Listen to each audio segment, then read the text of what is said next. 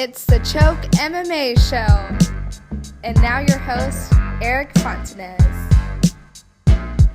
Hello and welcome to the Choke MMA Show. I'm your host, Erik Fontanez, and with me on the big screen is my man E. Spencer Kite from Canada. ESK, how you doing, brother?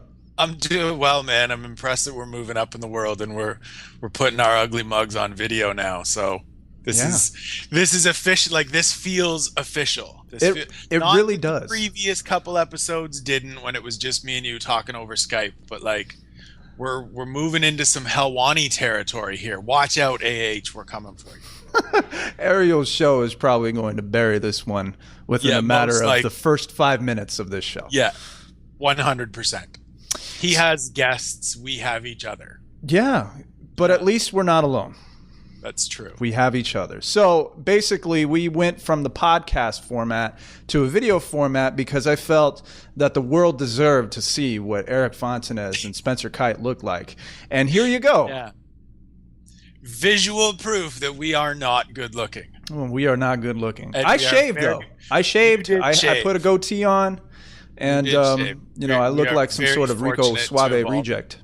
We are very fortunate to have already met wonderful women that have accepted us and welcomed us into their lives. Yes. So we're that lucky. We have women that actually accept us. I mean, I can't speak for you because you did shave and the hair game looks tight, even though Z doesn't like it. But I have officially let myself go.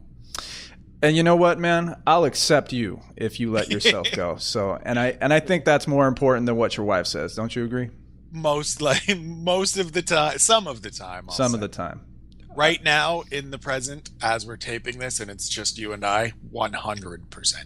Absolutely. So what we're going to do today is we're going to go over the news of the week, some of the things that have happened. For one, a bunch of fights got announced, big fights too.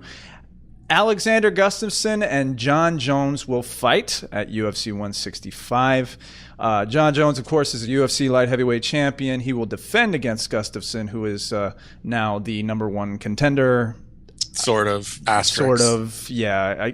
Obviously, Lyoto Machida is the number one contender on the official UFC rankings. But Alexander Gustafsson gets the nod. We'll also talk about Cain Velasquez versus Junior Dos Santos. ESK and I see eye to eye with we want to see the trilogy. Don't get us wrong. But we think somebody else deserves the nod before JDS gets it. We'll talk about that. Also, we'll talk about Metamoris, too, that took place this past Sunday in the Poly Pavilion at UCLA, but one fight specifically. We're going to talk about Brendan Schaub versus Cyborg Abreu. And a lot of people get into the argument about whether or not it was jiu-jitsu, whether or not it was a fight. I was there. Our tech guy, Ivan, was there. Say hi, Ivan. Hello. He's Brazilian. We love him. So let's get to it. News of the week.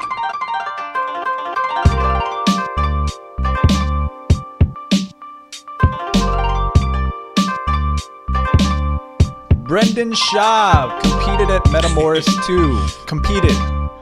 That's a word that we're using loosely here. ESK, yeah. Did you see the stream and what did you think of Brendan versus Cyborg Abreu? I thought I will say that I was surprised when Brendan was even announced to start, as like when they announced the card and they were like Brendan Schaub versus Cyborg Abreu. I was like, that's interesting. Yeah. Because it was very shortly after, I believe, Brendan's fight with LeVar Johnson. That's where right. Took him down a lot. LeVar Johnson has not the best defensive game on the ground.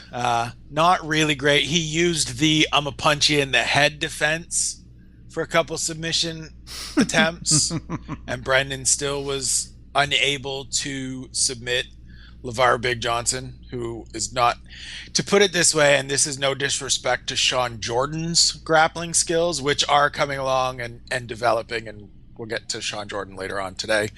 But Sean Jordan submitted LeVar Johnson pretty quickly when they fought in Strikeforce with a key lock, and Brendan had no success in the UFC. So I was surprised when he was announced. And then I think the thing that they were going for was just some sort of crossover effect between MMA and jiu-jitsu, and for whatever reason, Brendan stepped up to the plate and said, I'll be the guy to bring over the UFC fans. I'm not sure that Brendan really is qualified to bring over a huge amount of UFC fans, but people know his name. He's been on pay-per-views. He's been able to compete in the octagon. So he comes over and fights a guy that's a multiple-time Brazilian Jiu-Jitsu world champion. Right. And I say fights a Brazilian world champion, and I'm not really sure that's what went on there. Do you? Yeah, I agree. And like you said, I think Brendan very much, and they had it with bringing Shinya Aoki in to fight Kron, and bring some names that people outside of the BJJ world are gonna recognize, and maybe that entices them to buy the stream. I agree with you that Brendan maybe isn't necessarily the guy to do that, and there's been some discussion about it sort of post event of, do you bring in some bigger names and some guys that are a little more skilled and decorated in jiu-jitsu, Jacare Souza, Damian Maia, people of that nature. A guy we'll talk about in a minute, Fabricio Verdum, maybe, to fight in a heavyweight fight. But Brendan wasn't really the guy that I expected to be that. I applaud him for his willingness to step up. Unfortunately, it really didn't turn out very well. Turned into a lot of not engaging. Yes. And our photographer, GRACIEMAG, Ivan Trindade, he got a really good shot that really just tells a tale about the fight, and we'll throw that up on the screen right now. It's basically Brendan running from Cyborg, sticking his tongue out, and then Cyborg on all fours with a look of frustration. And after the fight, Brendan summed up the whole thing. He said, and I quote, "He makes a living doing jiu-jitsu, so for me to just sit there and do straight jiu-jitsu with him would kind of not be the best way to go." Essentially, his game plan, apparently, and I spoke to Mark Munoz after this because he cornered Brendan in the fight. That was basically their game plan. They wanted to avoid any type of entanglement, and by doing that, they shut down Cyborg's game plan. But at the same time, I don't think it's really competitive. The problem with saying I'm not going to get into a straight jiu-jitsu match with a jiu-jitsu world champion is that you're at a no-gi submission grappling competition. You're in a jiu-jitsu match. Yeah. Bottom line, you're in a jiu-jitsu competition. You know what? I'm not going to shoot any jump shots in this basketball game. I'm just going to take layups, and if I don't get them, then hey, I'm just going to dribble out the clock for 24 seconds. Yeah, I'm going to get a bunch of shot clock violations. Yeah, you get a bunch of shot clock violations, but at least. And when you start booing, I'm not going to understand why you're upset with me, because these guys are really good at basketball, and I don't want to give them extra opportunities to beat me. Right. And, I kind of see where Schaub is coming from. He makes a living in the UFC. And if he goes to a submission grappling tournament, fights a multiple-time Brazilian Jiu-Jitsu world champion, and gets hurt, he's going to be in trouble because he's not going to be able to compete in the octagon anymore. Right. But if that's going to be your argument afterwards, or your explanation afterwards, then you're not the guy that should be doing this. Exactly. If you're not going to engage, if you're not going to take part in the actual event, like let's be frank about things. It was a grappling event. It was a jiu-jitsu event, and Brendan didn't want to play jiu-jitsu with Cyborg. Understandably, don't want to get embarrassed. Nobody likes to get embarrassed and look silly, except us doing. But did that work? That still didn't work. You still looked silly. I think he would actually have looked far better going in there, engaging. If he loses to a world champion, he loses to a world champion. Like, at least you tried. At least you gave it the old college try. That's right. Basically what should have gone down. Correct. But didn't go down. The old University of Colorado college try. Is that where he went to school? I didn't keep I don't know. I didn't keep track of that.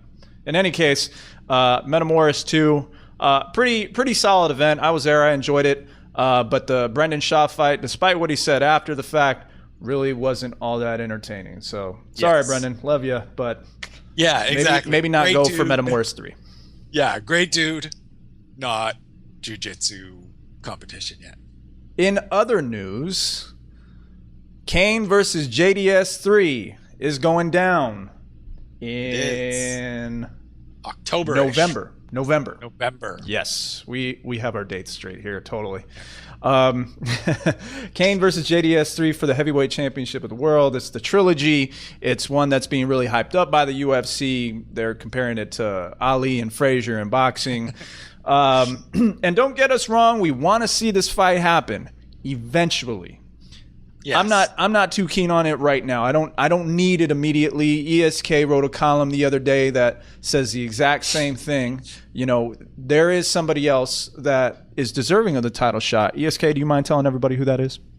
I wrote heading into last week's event that I thought Fabricio Verdum, if he put on a solid display against Antonio Rodrigo Nogueira down in Brazil, deserving of the opportunity just because. And as you said, very much interested in the trilogy, and I think we will see it. I think we'll probably see Kane and Junior fight 5 times once it's all said and done, provided everybody stays healthy. Are there not enough heavyweights to really make an intriguing title fight? And that's the situation to me, is that if you keep going back to it, and this third fight will be a third fight in a 2-year span, and I sort of just don't know what else you do with Fabricio Verdum, because he's done enough. Absolutely. Outside of maybe an opportunity against Daniel Cormier, but Cormier wants to move down to 205. So why burn a potential contender like Verdum against a guy like Cormier, who could win and be like, okay, I'm going down to fight Jon Jones now? Why not change things up a little bit? Verdum is at sort of his apex right now, at least in the UFC, winning 3 straight. Battered Roy Nelson, who has been on a nice run since. Stop Mike Russo. Stop Big Nog last weekend. I just think it freshens things up. It changes things up a little bit. Yes, there's a rubber match involved here, and it's 1-1, and we need to break the tie. Yeah. But they were very different fights. The first and second fight. Oh yeah, and black and white. Coming off the way that Kane dominated Junior. And then as much as Junior looked good and had a great finish against Mark Hunt, we're stuck in this one win gets you back into a title fight with these two guys. And I'm not 100% certain. I'm not 100% certain that a win over Mark Hunt, as much as we love Mark Hunt for all of his fights throughout the years, right. I'm not sure a win over him really justifies a shot at the heavyweight title. Do you? And the thing to me with that is that, as always, it was sort of if Junior wins, then Junior gets the fight with Kane. But if Mark wins, we have to see. Well, if it isn't this is the number 1 contender fight, then, I understand why they're doing the third fight. It's the biggest fight they have at heavyweight. It's one of the bigger fights that they could make this year or going forward with the roster that they have in the composition that they have. That being said, it's a third fight in 2 years. We just saw them in December, so it's not even going to be, it's going to be a second fight in about 10 months. And so 11 months, and my math is bad. That's okay. We on a very recent podcast, we talked about our math and how we're not the best at it. Yeah, that's why we became journalists, because all we have to use is words, really. I mean, most of the time. Most of the time. Hey, you have a dog. My dog is making an appearance in the show. Hey. This is the time of day where the mail gets delivered, and because my dog likes living up to stereotypes, he goes bonkers about the mail person outside our door delivering our mail. Well, I typically do the same thing when the mailman comes to my house, so it's completely understandable. All of this out, I would assume, where my dog is just going crazy. No, the heck with it. I'm not sure why my wife hasn't corralled him and or muzzled him. Hey, he wanted to be just as famous as you were. You know what? My dog is more famous than I am. People love my dog on Instagram. Well, I don't. I don't think I've liked one single picture of your dog. Well, you should. My dog's hella cute. Hella cute? Hella cute. Who's ever used that phrase, hella cute? That combo right here. This guy. Anyways, getting back to heavyweights. I just think it's a little quick. I think Fabricio Verdum is there in an opportunity where he's coming off a couple good wins. He's won 3 in a row. There's not a lot else for him. We're going to get around to the trilogy at some point. In all likelihood, Junior Dos Santos and Cain Velasquez are going to remain the 1 and 1A of the heavyweight division. So why not get Fabricio Verdum into a high-profile fight now rather than potentially lose him at some point? Here's a question. Who's going to earn a title shot first? Alistair Overeem with a win or Roy Nelson with a win? Alistair Overeem with a win. Why?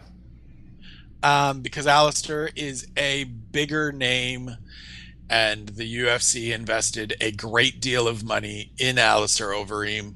Lots and lots of euros. Lots and lots of money. Lots and lots of money. And so, and this is, I mean, it speaks to the state of the heavyweight division, I think, because Alistair probably will get into that conversation with a win over Travis Brown. Maybe.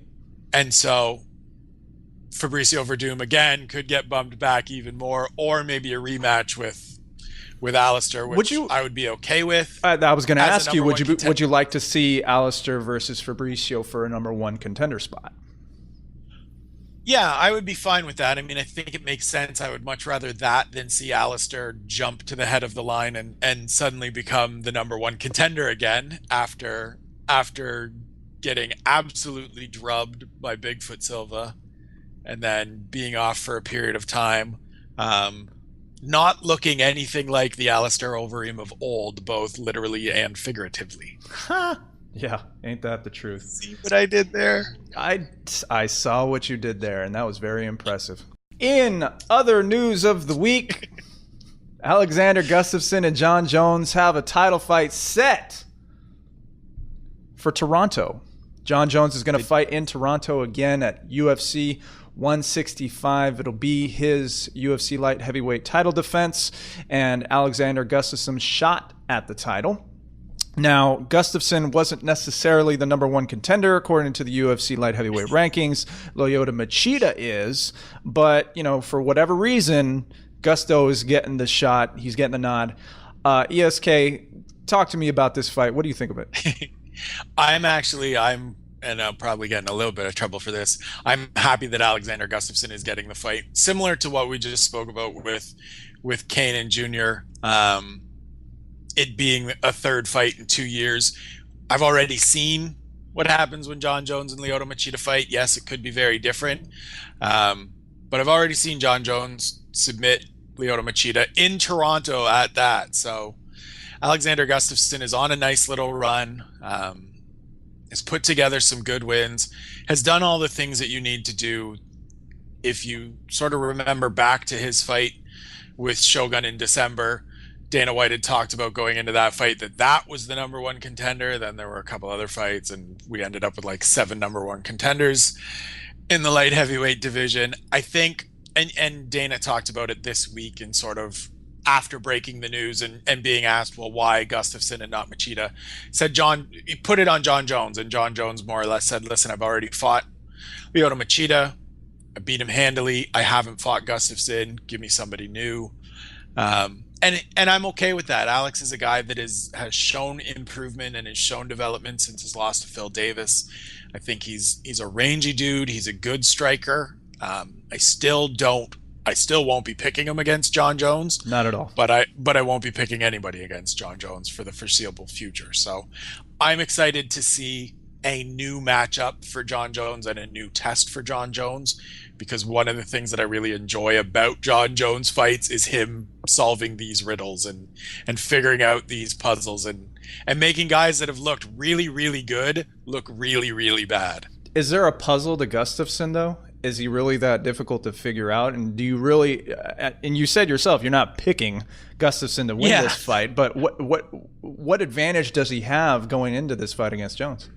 I think Gustafsson is a dude that has some length to him, obviously not quite John's incredible reach. He has some length to him. He has very good technical boxing, and he does have sort of put you on roller skates power and put you down power.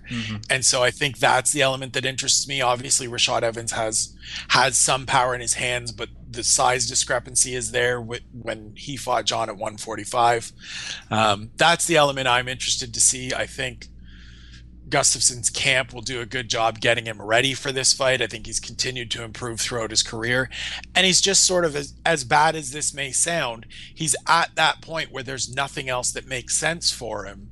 And so you need to give him this opportunity so that he can be reshuffled back into that deck if and when Jon Jones beats him, so that we start building again and get around to not having, just recycling guys at the top facing Jon Jones, which is going to be a problem as long as Jon is in the light heavyweight division. There's not that many guys left that he hasn't beaten. Glover Teixeira, probably at the head of that list, will most likely be paying serious attention to this weekend's card to be asking the UFC for an opportunity to fight the winner of the main event. But I think it just makes sense to get Gustafsson in there now while he's on this run, rather than again have that situation where you say, well, you need to win one more, and then if he doesn't win that one more, you lose a prospect and a potential contender completely. Who gets winner of this?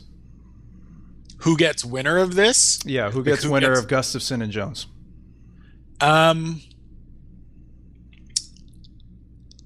No pressure. It depends what they do with Lyoto Machida. I mean, that now becomes sort of the wait and see, because Lyoto's got the victory over Dan Henderson last time out. Right. He's in line in that conversation. He's I think it was promised it back when he beat Ryan Bader, and so. But he lost that when he went to step up on short notice, right? Right. Right, because that's how it works. We'll pull this from you when you won't fight a dominant fighter on 6 weeks. And I think that's always left a bad taste in the mouth of UFC brass. Ever since then, Lyoto Machida hasn't really gotten anything close to perpetually had the asterisk next to his name. Yeah, contender. I think it depends what happened. I think who they find to match Machida up with, and that's the other problem, is that there's not a lot of guys there. If he would fight Glover Teixeira, that would be a fight I would very much be interested in. Glover has obviously said not interested in it. Here are the list of A, B, C, and D that I'm willing to fight. And so I think So here's the thing: does Glover being Glover and the winner of this weekend's main event and the winner of that fight will fight Jon. I see. So say Dan Henderson wins for whatever reason. Say we're picking Dan. Dan versus Glover for the number one contender spot? Yes. Makes sense to me. That's the news of the week, man. Which sucks. It leaves Lyoto out in the cold, but yeah, I just don't think he's going to get another shot anytime soon. It's unfortunate for him, but I mean, maybe he'll be able to get back in it if he agreed to fight Glover Teixeira, which, them being from the same camp is probably not going to happen. Right. ESK, that's our first show. It's our first show. Look at us. We all grown up. We all official. All grown up, taping video and everything. That's right. I will shave you for next week. Hey! Harding promise. I will look a little bit more cleaned up. Will you wear a baseball hat that is representative of which sports team you like, though? No, because I don't own a Cleveland Indians hat. I don't own an Atlanta Pittsburgh Pirates hat. Doesn't make any sense. I own a Pittsburgh. See, there's limited choices when you live on an island like I do. Hey, they only stock certain ones in the store. Well, one of these days you got to make your way down to Southern California and come to the GRACIEMAG Choke MMA Show studio. Absolutely, I would love to. Well, that's our show, ladies and gentlemen. For ESK, I'm Erik Fontanez saying see you next week.